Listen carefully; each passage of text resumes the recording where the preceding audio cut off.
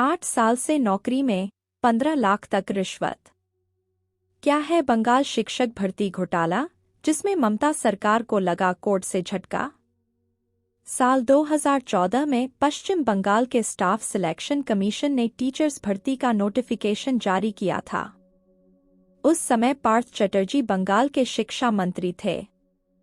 ये भर्ती प्रक्रिया 2016 में शुरू हुई थी, लेकिन आवेदकों ने गड़बड़ी के आरोप लगाते हुए कोलकाता हाईकोर्ट में याचिका दायर कर दी थी। आरोप लगाया गया कि भर्ती प्रक्रिया में धांधली की गई। नंबर कम होने के बावजूद नौकरियां दी गईं, जबकि नौकरी पाने वाले ज्यादातर लोगों ने टीईटी क्लियर नहीं किया था। कलकत्ता हाईकोर्ट ने पश्चिम बंगाल की ममता बनर्जी सरकार को झटका देते हुए शिक्षक भर्ती रद्द कर दी है। हाईकोर्ट ने 2016 के एसएससी भर्ती के पूरे पैनल को रद्द कर दिया है। इससे बंगाल के लगभग 26,000 शिक्षकों को अपनी नौकरियों से हाथ धोना पड़ेगा।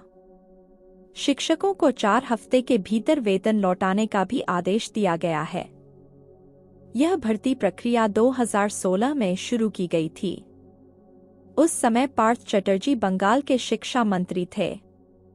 इस मामले में गड़बड़ी की कई शिकायतें कोलकाता हाई कोर्ट में दाखिल हुई थीं। क्या है बंगाल शिक्षक भर्ती घोटाला। साल 2014 में पश्चिम बंगाल के स्टाफ सिलेक्शन कमीशन ने टीचर्स भर्ती का नोटिफिकेशन जारी किया था।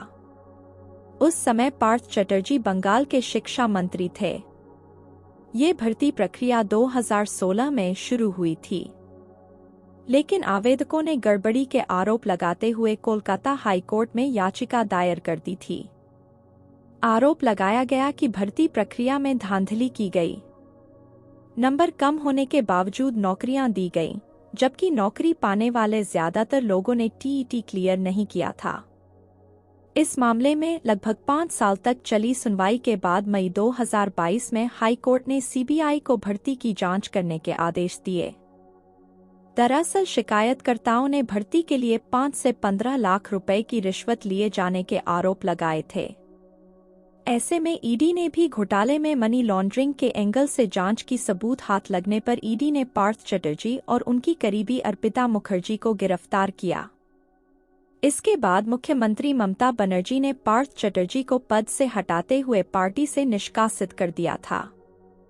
याचिकाकर्ताओं का आरोप था कि जिन उम्मीदवारों के नंबर कम थे, उन्हें मेरिट लिस्ट में ऊपर स्थान दिया गया। कुछ शिकायतें ऐसी भी थीं, जिनमें कहा गया था कि कुछ उम्मीदवारों का मेरिट लिस्ट में नाम न होने पर भी उन्हें नौकरी दी गई। याचिकाकर्ताओं ने दावा किया कि कुछ ऐसे उम्मीदवारों को भी नौकरी दी गई जिन्होंने टीईटी परीक्षा भी पास नहीं की थी, जबकि राज्य में शिक्षक भर्ती के लिए टीईटी की परीक्षा पास होना अनिवार्य है। ईडी ने इस मामले में 2022 में जांच शुरू की थी। ईडी ने 22 जुलाई को पार्थ चटर्जी के ठिकानों समेत 14 जगहों पर छापेमारी की थी। पार्थ चटर्जी के ठिकानों पर छापेमारी के दौरान ईडी को अर्पिता मुखर्जी की प्रॉपर्टी के दस्तावेज मिले थे। जब पार्थ चटर्जी से अर्पिता के बारे में पूछा गया तो उन्हें संतोषजनक जवाब नहीं मिला। इसके बाद ईडी के रडार पर अर्पिता मुखर्जी आ गईं।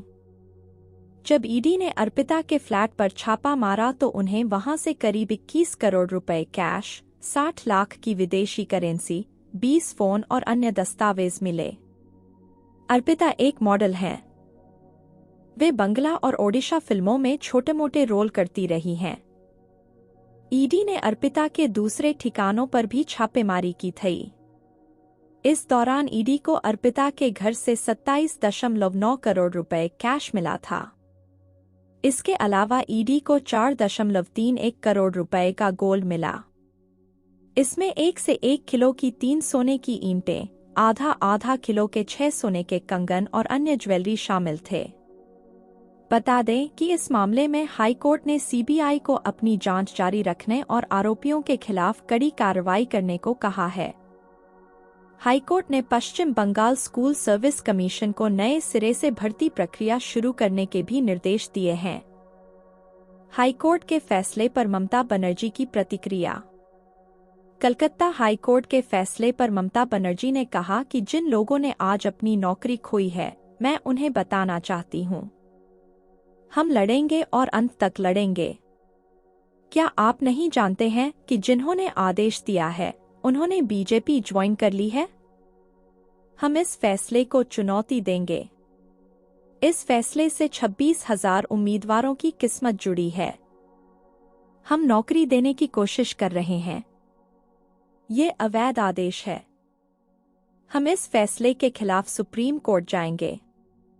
लेकिन चिंता मत कीजिए, मैं आपको बताना चाहती हूं कि 10 लाख और नौकरियां तैयार हैं।